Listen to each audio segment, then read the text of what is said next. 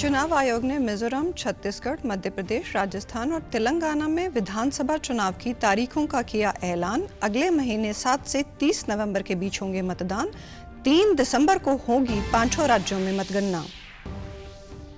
भारत दौरे पर आए तंजानिया की राष्ट्रपति और प्रधानमंत्री नरेंद्र मोदी के बीच हैदराबाद हाउस में हुई मुलाकात। दोनों देशों के बीच द्विपक्षीय वार्ता के बाद कई अहम क्षेत्रों में हुए समझौते।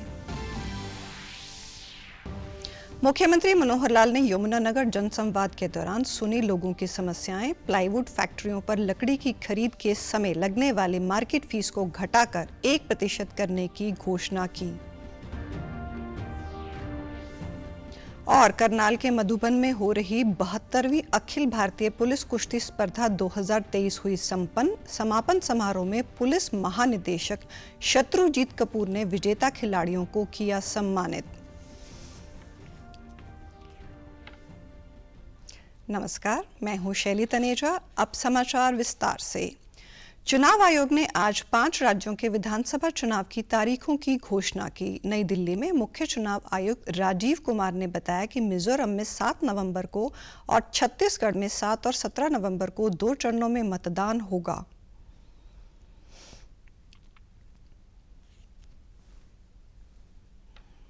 The date of poll will be 7th November.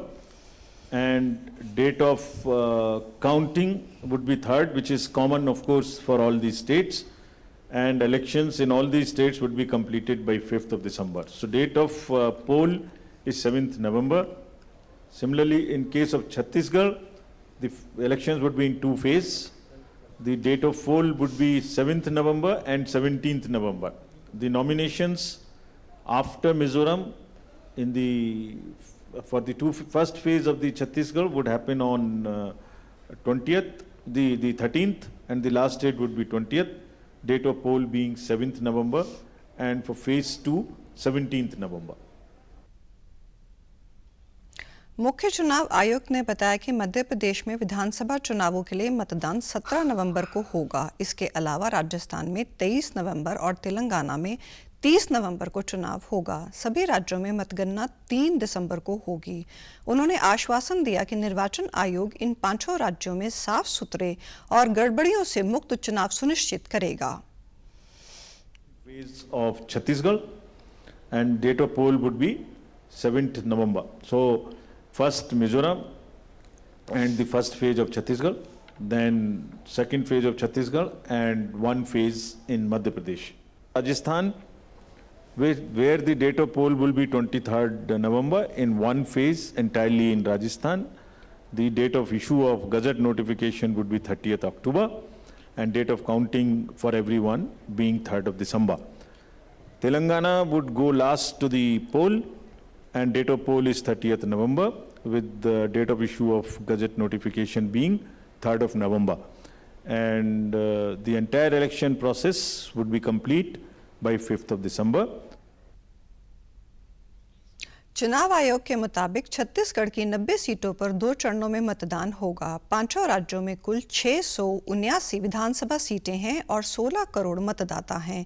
इन चुनावों में लगभग 60 लाख से अधिक मतदाता पहली बार मताधिकार का प्रयोग करेंगे। भाजपा अध्यक्ष जेपी नड्डा ने प्रतिक्रिया देते हुए चुनाव आयोग द्वारा 5 राज्यों के विधानसभा चुनाव की घोषणा का स्वागत किया। तंजानिया की राष्ट्रपति समिया सुलुहु हसन भारत की यात्रा पर हैं। दिल्ली के हैदराबाद हाउस में आज प्रधानमंत्री नरेंद्र मोदी और तंजानिया की राष्ट्रपति के बीच द्विपक्षीय वार्ता हुई। इन दोनों नेताओं ने द्विपक्षीय क्षेत्र और वैश्विक मुद्दों से जुड़े विषयों पर अपने विचारों को साझा किया। द्विपक्षीय वार्ता के बाद कई समझौता ज्ञापनों का आदान प्रदान किया गया, जिसमें प्रमुख रूप से डिजिटल समाधान 2023 से 2027 के बीच सांस्कृतिक आदान प्रदान कार्यक्रम, खेल, समुद्री सहयोग सहित और तंजानिया में औद्योगिक पार्क की स्थापना शामिल है। पीएम ने इस दिन को ऐतिहासिक बताते हुए कहा कि भारत और तंजानिया आपस व्यापार और निवेश के लिए एक दूसरे के महत्वपूर्ण साझेदार हैं। दोनों पक्ष लोकल करेंसी में व्यापार बढ़ाने पर काम कर रहे हैं। दुनिया के संबंधों में एक ऐतिहासिक दिन है। आज हम अपनी सदियों पुरानी मित्रता को स्ट्रैटेजिक पार्टनरशिप के सूत्र में बांध रहे हैं। आज की बैठक में हमने इस भावी रणनीतिक साझेदारी की नींव रखते हुए कई नए इनिशिएटिव्स की पहचान की। भारत और तंजानिया आपसी व्यापार और निवेश के लिए एक दूसरे के महत्वपूर्ण पार्टनर्स हैं। दोनों पक्ष लोकल करेंसीज में व्यापार बढ़ाने के लिए एक एग्रीमेंट पर काम कर रहे हैं।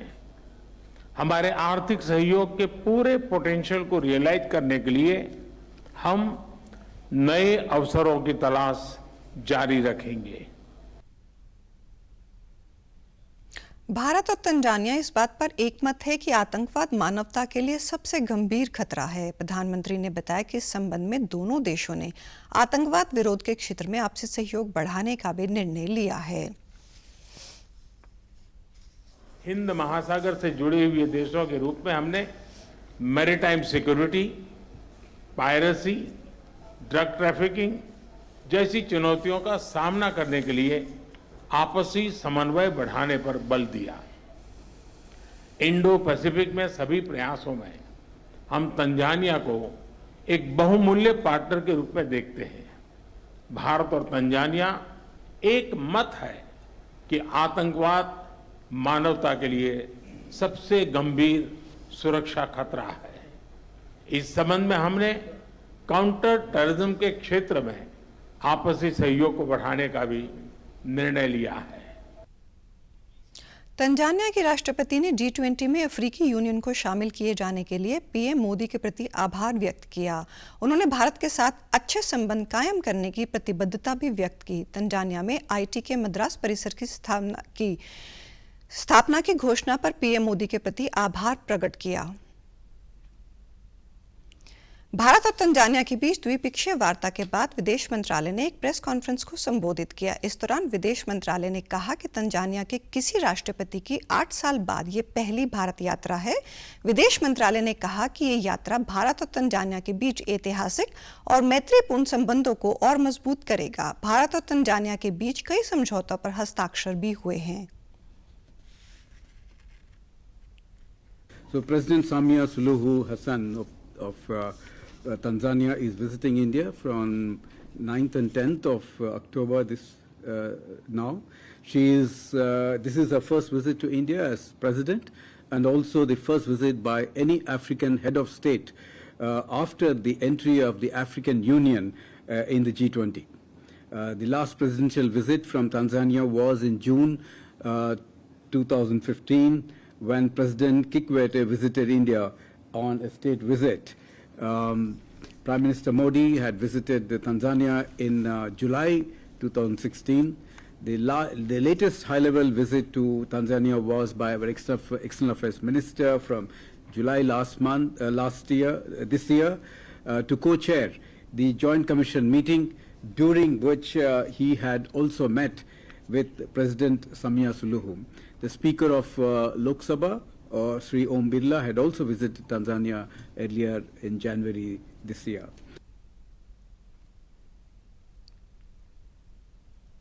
इजराइल और हमास के बीच चल रहे संघर्ष के कारण मृतकों की संख्या 1100 से अधिक हो गई है। लगभग 700 लोग इजराइल में जबकि 400 गाजा में मारे गए हैं।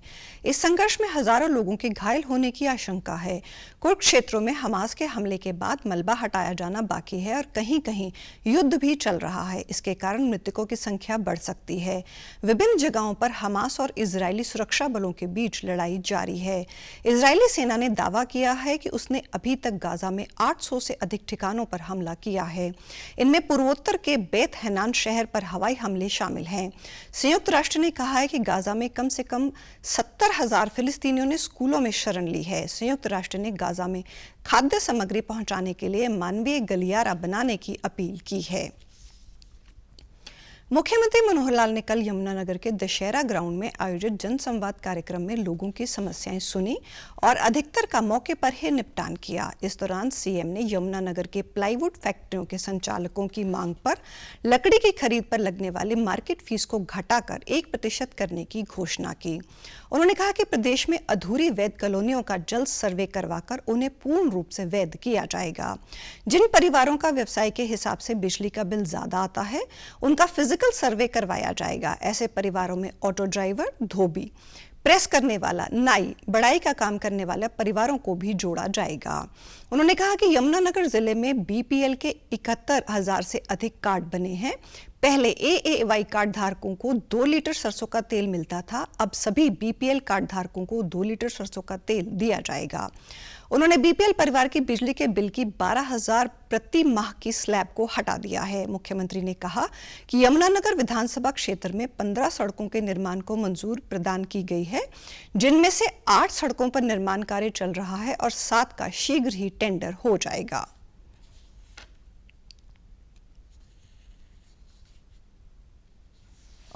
कोई 1200 कॉलोनियां जो इर्रेगुलर अनअप्रूव्ड कॉलोनी थी उनको अप्रूव कर दिया है। 1200 कॉलोनियां की हैं। अभी 303 तो 2 दिन पहले भी की है मैंने पूरे हरियाणा की, और एक 1500 कॉलोनियां भी बाकी हैं। सबकी सूचियां बन गई हैं, सबसे अप्लाई करा लिया है, सबका सर्वे चल रहा है। आने वाली 31 जनवरी 2024 तक जितनी कॉलोनीज अनअप्रूव्ड हैं, हमारी कोशिश रहेगी, बहुत ही कोई कठिनाई अगर आएगी तो अलग बात है, वरना सब कॉलोनी को अप्रूव करेंगे और उस कॉलोनियों में जो विकास के काम है उनके सबके कराने शुरू कर देंगे। आप चाहे लिख के उसमें दो, चाहे ना लिख के दो, एक एक का सर्वे करा करके हर एक की गली है, नाली है, वहां बिजली का काम है, वो सब इसमें करना शुरू करेंगे। कुछ चीजें आपके जिम्मे होंगी, वो आपको बताएंगे। ये कुल 15 सड़कें हैं जो विधायक जी ने हमको दी थी। इसकी 25 करोड़ रुपए की लागत, जिससे ये मुरम्मत होनी थी, जिसको ठीक कराना था, उसमें 8 सड़कों पर तो काम शुरू हो गया है। 7 सड़कें टेंडर हो गया, बहुत जल्दी 10-15 दिन में वो काम शुरू हो जाएगा। मुख्यमंत्री ने जनसंवाद के दौरान 60 साल से अधिक आयु के 11 लोगों की तुरंत पेंशन बनवाई और उन्हें पेंशन का प्रमाण पत्र भी सौंपा। प्रदेश के पुलिस महानिदेशक शत्रुजीत कपूर ने करनाल के मधुबन में हो रही 72वीं अखिल भारतीय पुलिस कुश्ती स्पर्धा 2023 के समापन समारोह में बतौर मुख्य अतिथि शिरकत की। इस दौरान पुलिस महानिदेशक ने सभी प्रतिभागियों और विजेताओं को बधाई देते हुए कहा कि इस खेल स्पर्धा ने देश भर में पुलिसकर्मियों को अपनी खेल प्रतिभा दिखाने के साथ साथ उनके बीच सौहार्द को बढ़ावा देने के लिए एक मंच प्रदान किया है। ऐसे खेल आयोजनों के माध्यम से भौगोलिक सीमाओं को पार करते हुए समुदाय और आपसी सम्मान की भावना का निर्माण होता है। उन्होंने कहा कि पुलिस बल पर कानून और व्यवस्था बनाए रखने सहित नागरिकों की सुरक्षा सुनिश्चित करने की जिम्मेदारी होती है। इन सभी जिम्मेदारियों के बीच ये भी महत्वपूर्ण है कि सभी पुलिसकर्मियों की फिटनेस पर ध्यान दिया जाए, इसलिए ऐसी प्रतियोगिताएं करवाई जाती हैं। कुश्ती केवल एक खेल नहीं बल्कि ये व्यक्ति के लचीलेपन, शक्ति और दृढ़ संकल्प का प्रमाण है। ये उन चुनौतियों और संघर्षों को दर्शाता है जिनका सामना पुलिसकर्मियों को कर्तव्य की पंक्ति में हर दिन करना पड़ता है। फरीदाबाद की तिगांव विधानसभा में भाजपा की ओर से कल 74वें पन्ना प्रमुख सम्मेलन का आयोजन किया गया, जिसमें बीजेपी प्रदेश अध्यक्ष ओपी धनखड़ ने शिरकत की और मौजूद पन्ना प्रमुखों में जोश भरा। इस मौके पर ओपी धनखड़ ने पन्ना प्रमुखों और कार्यकर्ताओं में आगामी चुनाव की तैयारियों के बारे और उन्हें केंद्र व प्रदेश सरकार की जन कल्याणकारी योजनाओं की जानकारी आम जन तक पहुंचाने के निर्देश दिए। पत्रकार वार्ता में भाजपा प्रदेश अध्यक्ष ने सतलुज यमुना लिंक नहर के मुद्दे पर आम आदमी पार्टी पर बड़ा हमला करते हुए कहा कि मुख्यमंत्री अरविंद केजरीवाल और भगवंत मान मानवता के विरोधी हैं। साथ ही उन्होंने कांग्रेस पर भी निशाना साधा। पन्ना प्रमुख सम्मेलन था मुख्यमंत्री जी की विधानसभा में, वो स्वयं हाजिर थे। ऐसे ही पीने के पानी की वैकल्पिक व्यवस्था के लिए एक कैनाल अति आवश्यक है और इसलिए सर्वोच्च न्यायालय ने कहा कैनाल बनाइए। पानी के बारे में तो अभी खुद भगवंत मान का बयान था, जब बाढ़ आई तो हुण ले लो, हुण ले लो, हुण की हो गया, तब कह रहे थे हुण ले लो। तो ये जो है ये कैनाल मानवीयता के हिसाब से भी और हकूक के हिसाब से भी हरियाणा का 19 लाख एकड़ फीट पानी बकाया है, लेकिन मैं उसकी बहस में नहीं पड़ना चाहता। ज्यादा पानी आया तो 20-25 भी हो सकता है, कम आया तो मापा जा सकता है उस समय, लेकिन इस समय सबसे बड़ी बात है वैकल्पिक कैनाल। और अगर आप पार्टी भगवंत मान केजरीवाल इसको मना करते हैं तो इसका मतलब है वो मानवता के विरोधी भी हैं और उनको इस प्रदेश से, दिल्ली से और हरियाणा से कोई मतलब नहीं। सवाल हो रहा है। वहीं पन्ना प्रमुख सम्मेलन के आयोजक विधायक राजेश नागर ने कहा कि प्रदेश अध्यक्ष ने सभी कार्यकर्ताओं में आगामी चुनाव के लिए उत्साह भरा है। ये तिगांव विधानसभा का हमारा सम्मेलन था और अभी तक 74 सम्मेलन हमारे अध्यक्ष जी ने कर लिए हैं और 90 के 90 विधानसभाओं में ये सम्मेलन होंगे और हमारे को आज बहुत खुशी की बात है कि हमारे लिए हमारे अध्यक्ष जी ने समय निकाला और यहाँ आकर उन्होंने अपना संबोधन किया।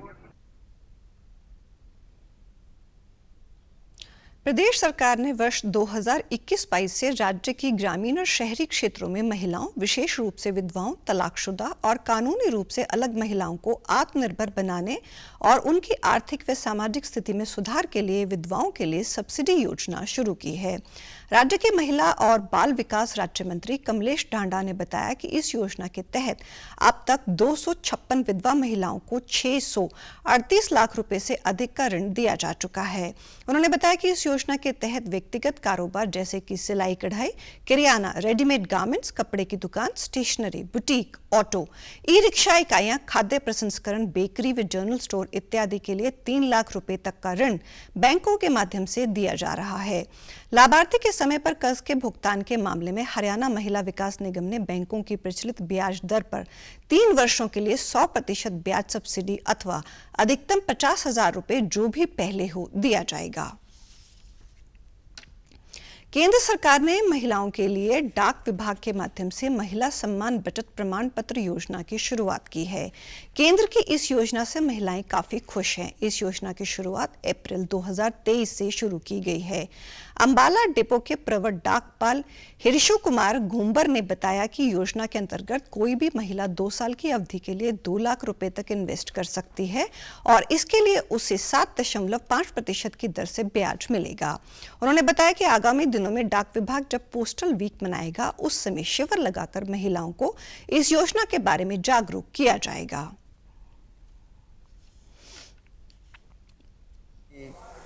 केंद्र सरकार द्वारा महिलाओं के लिए महिला सम्मान सेविंग सर्टिफिकेट्स के नाम से एक योजना चालू की है। यह योजना अप्रैल 23 से लागू हो गई है पोस्ट ऑफिस में। इस योजना के तहत कोई भी महिला अपने नाम से 2 साल के लिए 2 लाख रुपए इस योजना में डाल सकता है और इसका रेट ऑफ इंटरेस्ट 7.5% है। यानी कि यदि वो 2 लाख रुपए अपने इस स्कीम में लगाता है तो उसे 2 वर्ष के पश्चात 32,044 रुपये लाभान्वित होगा। आगे हमारा पोस्टल वीक आ रहा है। पोस्टल वीक के तहत में भी हमने योजनाएं बनाई हैं। जैसे आपने जो भी हमारा जैसे आर्य गर्ल्स कॉलेज हो गया या MH हो गया, मिलिट्री हॉस्पिटल्स, कई जगह हमने टाई अप किया कि जहां पर हम कैंप का आयोजन करेंगे और इस स्कीम के बारे में बताएंगे। वहीं लाभार्थी महिलाओं ने योजना के लिए केंद्र सरकार का धन्यवाद करते हुए कहा कि वह अन्य महिलाओं को भी इस योजना का लाभ उठाने के लिए प्रेरित करेंगी। 2 साल में जितना अच्छा रेट ऑफ इंटरेस्ट इसमें मिल रहा है किसी स्कीम में नहीं मिल रहा और जहाँ से बहुत अच्छा जो सबको समझाते हैं स्कीम को अच्छे से और हर किसी को करवानी चाहिए ये स्कीम। पहली दफ़ा कोई ऐसी स्कीम चली है, नहीं तो लेडीज़ के लिए तो होती नहीं हैगी और हर लेडीज़ को करवानी चाहिए। हम बहुत खुश हैं इस योजना से, ये कंटिन्यूस ही रखें ताकि मैं और भी महिलाओं को बोलूँगी वो भी इस योजना में अपना पैसा इन्वेस्ट करें और आप ज़रूर इन्वेस्ट कीजिए। हम तो बहुत खुश हैं इससे। सरकार का बहुत बहुत शुक्रिया जिन्होंने भी ये योजना बनाई है। सम्मान योजना जो कि 2 साल के लिए है और सभी महिलाएं करवा सकती हैं। 7.5% रेट ऑफ इंटरेस्ट है उसमें और 2 इयर्स के लिए है। मतलब कोई भी फीमेल, बच्चा भी, बड़ा भी, कोई भी करवा सकता है उसमें। प्रदेश की मंडियों में धान खरीद का कार्य सुचारू रूप से जारी है। करनाल के अनाज मंडी में अब तक 6,04,000 क्विंटल धान की खरीद की जा चुकी है।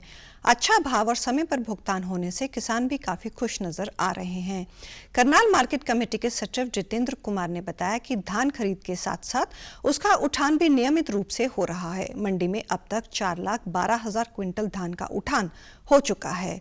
उन्होंने कहा कि मंडी में बारदाने की कोई समस्या नहीं है और खरीद होते ही किसानों को 72 घंटे के अंदर उनके पैसे का भुगतान किया जा रहा है।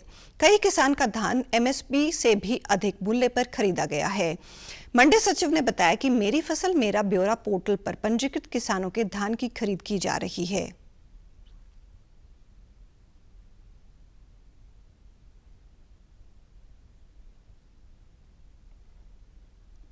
खरीद का कार्य निरंतर रूप से जारी है और सुचारू रूप से चल रहा है। अभी तक हमारी मंडी में पीआर धान की 6,04,000 क्विंटल की खरीद की जा चुकी है, जिसमें से 4,12,000 क्विंटल का उठान हो चुका है। अगर प्रतिशत की मात्रा में बात करें तो लगभग 70% माल का उठान हो चुका है। इसके अतिरिक्त फार्मर की जो भी क्रॉप आ रही है, सरकार की हिदायतों के अनुसार उसकी खरीद करवाई जा रही है। देखिए, जो वो धान खरीदी जा रही है वो मेरी फसल मेरा ब्यौरा पोर्टल पे जो पंजीकृत है और वेरीफाइड है, उसी किसान की जो फसल है उसकी खरीद करवाई जा रही है। पेमेंट का तो अराउंड 72 घंटे का है कि जो उठान के बाद है, तो उसके अनुसार पेमेंट का है। खरीद से संबंधित जो भी व्यवस्थाएं हैं, बारदाने की है, किसी ट्रांसपोर्टेशन की है, वो अभी तक जो है सुचारू है। वहीं किसानों ने सरकार का धन्यवाद करते हुए कहा कि उन्हें धान का सही मूल्य मिल रहा है और समय पर भुगतान उनके खाते में आ रहा है। किसानों ने अनाज मंडी की व्यवस्थाओं को लेकर भी संतोष जाहिर किया। ये मेरी 4 किले की है। जाड़ इसका निकलता है 31 क्विंटल। सही निकला इसका? 31-32 क्विंटल जाड़ निकला। हाँ, सही निकला जाड़। पेमेंट मिल रही, रेट बढ़िया मिल रहा। हाँ जी, पर्ची का ताकत कटन लग रही है। पेमेंट ठीक आ रही है, पेमेंट में कोई दिक्कत नहीं है, पेमेंट टाइम पे आ रही है। बाकी व्यवस्था ठीक है, पर्ची बाकी ठीक है, पर्ची की उसकी सुविधा ठीक हो रही है। इसके बाद पहले से कुछ सुधार है, रेट मिल रहा है 1500 ठीक। भारत में खेले जा रहे आईसीसी क्रिकेट विश्व कप में भारत ने जीत के साथ आगाज किया है। अपने पहले मैच में भारत ने कल ऑस्ट्रेलिया को 6 विकेट से हराने में कामयाबी हासिल की। ऑस्ट्रेलिया से जीत के लिए 200 रनों के लक्ष्य को भारत 41.2 ओवर में 4 विकेट खोकर हासिल कर लिया। उधर चीन में कल संपन्न हुए एशियाई खेलों में शानदार प्रदर्शन कर भारतीय खिलाड़ी देर रात स्वदेश लौटे। दिल्ली एयरपोर्ट पहुंचने पर भारतीय दल का जोरदार स्वागत किया गया। भारतीय खिलाड़ियों ने एशियाई खेलों में अब तक का अपना सर्वश्रेष्ठ प्रदर्शन किया है। 28 स्वर्ण पदकों के साथ भारत ने 100 का आंकड़ा पार करते हुए इस बार कुल 107 पदक अपने नाम किए हैं। एशियाई खेलों में भारत के तीरंदाजों का शानदार खेल देखने को मिला। भारत ने तीरंदाजी में इस बार 5 स्वर्ण पदक सहित कुल 9 पदक हासिल किए। तीरंदाज ओजस प्रवीण देवतले ने कहा कि उनकी 6 साल की कड़ी मेहनत रंग लाई है। उनका अगला लक्ष्य एशियाई चैंपियनशिप है। गेम्स में बहुत बड़ी बात है और बहुत प्राउड होता है कि आर्चरी ने जितने ज़्यादा पॉसिबली मेडल्स हो सके वो इंडिया को दिया, तो बहुत अच्छी बात है। ये भी 6 साल की मेहनत थी हमारी, जो अभी एशियन गेम्स में हमने 6 साल पूरा हमने प्रैक्टिस की इसी साल के लिए और ये मेहनत रंग लाई। एशियन गेम्स में स्वर्ण पदक जीतकर लौटी झज्जर जिले के निमाड़ा गांव की शूटर पलक गुलिया का गांव पहुंचने पर जोरदार स्वागत किया गया। इस दौरान एक सम्मान समारोह का भी आयोजन किया गया। पलक गुलिया ने एशियन गेम्स में 10 मीटर एयर पिस्टल में स्वर्ण पदक और टीम इवेंट में रजत पदक हासिल किया। पलक ने भव्य स्वागत के लिए सभी का धन्यवाद करते हुए कहा कि मुझे इस मुकाम तक पहुंचाने में मेरे अभिभावक और प्रशिक्षक सहित अनेक लोगों का योगदान है। मेरा एशियन गेम्स में गोल्ड आया है और दूसरी चीज़ मैं ये कहना चाहूँगी कि ये सबके सपोर्ट की वजह से है और एक एथलीट के पीछे बहुत लोग होते हैं जो उसका साथ देते हैं, जिसकी वजह से वो आगे पहुँचते हैं। तो सबका बहुत बहुत शुक्रिया जी। एथलीट की लाइफ में ये मोमेंट्स बहुत प्राउड वाले मोमेंट्स होते हैं कि ऐसा लगता है कि एक्चुअल में हमने कुछ किया है, तो और बहुत वेल ऑर्गेनाइज्ड है ये, तो मैं उसके लिए बहुत ज़्यादा थैंकफुल हूँ। सम्मान समारोह में प्रदेश के महिला एवं बाल विकास राज्य मंत्री कमलेश ढांडा व भाजपा प्रदेश अध्यक्ष ओम प्रकाश धनखड़ ने शिरकत की। वहीं कांग्रेस के राज्यसभा सदस्य दीपेंद्र हुड्डा भी सम्मान समारोह में शामिल हुए। उन्होंने पलक गुलिया और उसके परिवार को बधाई देते हुए कहा कि पलक की इस उपलब्धि पर पूरे क्षेत्र को गर्व है। पलक ने हरियाणा ही नहीं बल्कि पूरे देश का मान बढ़ाया है। उन्होंने इस मुकाम तक पहुंचने के लिए कड़ी मेहनत की है। बहुत बहुत बधाई और शुभकामनाएं दूंगी जिन्होंने हमारा देश और प्रदेश का, इलाके का, गांव का, अपने माता पिता का नाम रोशन किया और 2 मेडल आज हम सब के लिए लेकर आई है, तो वो बधाई के पात्र हैं। पलक गुलिया ने अपने पूरे देश का, प्रदेश का और अपने इलाके का बहुत मान बढ़ाया है। मुझे खुशी है इस बात की हरियाणा जो है वो मेडलों की टैली में सबसे ऊपर है पूरे देश में। बड़े बड़े प्रदेश भी हमसे पीछे हैं और इस बात की भी खुशी है कि इस बार 107 मेडल भारत की टीमों ने जीते हैं, तो हम सब का सीना गर्व से चौड़ा है और अपने स्थानीय उपलब्धि के बाद तो और बड़ी हो जाती है। हमारी बेटी ने हमारे सबको इतना खुशी का मौका दिया, इतना गौरव का मौका दिया। हम अपनी बेटी का धन्यवाद करते हैं और आज सारा देश और सारा हमारा इलाका अपनी बेटी पलक गुलिया के लिए पलक बिछाए। आज इनका स्वागत करने के लिए, इनको आशीर्वाद देने के लिए हम सारे एकत्रित हैं। हर बात से ऊपर उठ के आज एकजुट हैं। प्रधानमंत्री नरेंद्र मोदी के सार्थक प्रयासों से देश में खादी के उत्पादों के प्रति लोगों का न केवल आकर्षण बढ़ा है बल्कि शुद्ध आर्थिक लाभ के साथ खादी आज वैश्विक ब्रांड भी बन गया है। बीते 1 साल में देश भर में खादी एवं ग्राम उद्योग ने 9,50,000 युवाओं को प्रत्यक्ष रूप से रोजगार देने का भी काम किया है। खादी के प्रति जनमानस के बढ़ते क्रेज को लेकर हमारे संवाददाता ने खादी एवं ग्राम उद्योग के चेयरमैन मनोज कुमार से खास बातचीत की। हमेशा जिक्र करते थे और इसी को आगे बढ़ाने का काम कर रहे देश के प्रधानमंत्री नरेंद्र मोदी। खादी के जरिए किस तरह हम वोकल से ग्लोबल और ग्लोबल से अंतर्राष्ट्रीय स्तर पर रोजगार, व्यापार और कारोबार कर सकते हैं, इन सभी विषयों पर बात करने के लिए हमारे साथ मौजूद है खादी और ग्रामोद्योग आयोग के अध्यक्ष मनोज कुमार। सर, सबसे पहले आपको बधाई, आपने निरंतर इसको उत्तरोत्तर तरक्की करवाई है। किस तरह देखते हैं खादी को लोकल से ग्लोबल? खादी हमारे आत्मनिर्भर भारत का प्रतीक है। खादी हमारी आन और बान और शान है। पूज्य बापू की ये विरासत जिसको माननीय प्रधानमंत्री जी अपने स्नेह से, अपनी मेहनत से पिछले 9 सालों में इतना ऊपर लेके गए हैं। खादी ग्रामोद्योग की बिक्री 1,34,000 करोड़ रुपए को पार कर गई है और ये पहली बार हुआ है। हम लोगों ने पिछले 1 साल में देश को 9.5 लाख से ज़्यादा लोगों को रोज़गार देने का काम किया है। आत्मनिर्भर भारत का ये सफ़र, स्वदेशी का ये सफ़र और आगे बढ़ेगा। हमारे युवा आएँ, खादी को अपनाएं। खादी एक पौराणिक पहचान थी, लेकिन आज एक ग्लोबल ब्रांड इसको प्रधानमंत्री जी ने बना दिया। अंतर्राष्ट्रीय स्तर पर खादी पहनना अपने आप में एक व्यक्तित्व की निशानी बनती है। G20 में आपने देखा कि किस तरह से भारत मंडपम से राजघाट तक का सफ़र ग्लोबल लीडर्स के गले में हमारे गरीब की खादी माननीय प्रधानमंत्री जी के नेतृत्व में शोभा बनी। आज लोकल के साथ साथ हमारे उत्पाद ग्लोबल हो रहे हैं। माननीय प्रधानमंत्री जी के नेतृत्व में हम पूज्य बापू की इस विरासत को देश और पूरी दुनिया में आगे लेकर जाएंगे। माननीय प्रधानमंत्री जी का जो मंत्र है, khadi for nation, khadi for fashion और खादी फॉर ट्रांसफॉर्मेशन, उसकी दिशा में हम लोग प्रयासरत हैं। गाँव में आज भी रोजगार की कमी, लेकिन खादी के जरिए जो वीवर्स है, बुनकर्स है, उनके जरिए स्वावलंबी रोजगार का नया अवसर तलाश करने में ये कितनी मददगार है? स्वावलंबी रोजगार का ये सफ़र हमारे पिछले वित्तीय वर्ष में 9,54,000 लोगों को रोजगार का ये आंकड़ा दर्शाता है कि हम ग्रामीण भारत में माननीय प्रधानमंत्री जी के नेतृत्व में लगातार काम कर रहे हैं और हमारे युवाओं को, खास करके हमारी मातृशक्ति को इस क्षेत्र में स्वरोजगार के इस अभियान में हम उनको और सशक्त और मजबूत बना रहे हैं। और अब पेश है खबरें फटाफट।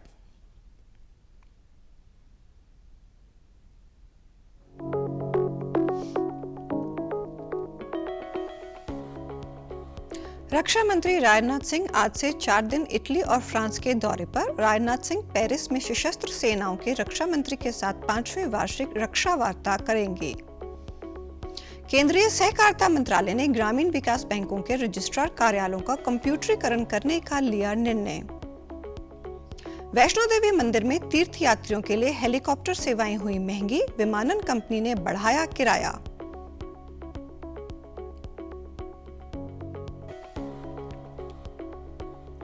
और पेट्रोलियम मंत्री हरदीप सिंह पुरी ने कहा, इजराइल फिलिस्तीन संघर्ष से भारत के लिए नहीं होगा ऊर्जा संकट पैदा। समाचारों में आज इतना ही। नमस्कार।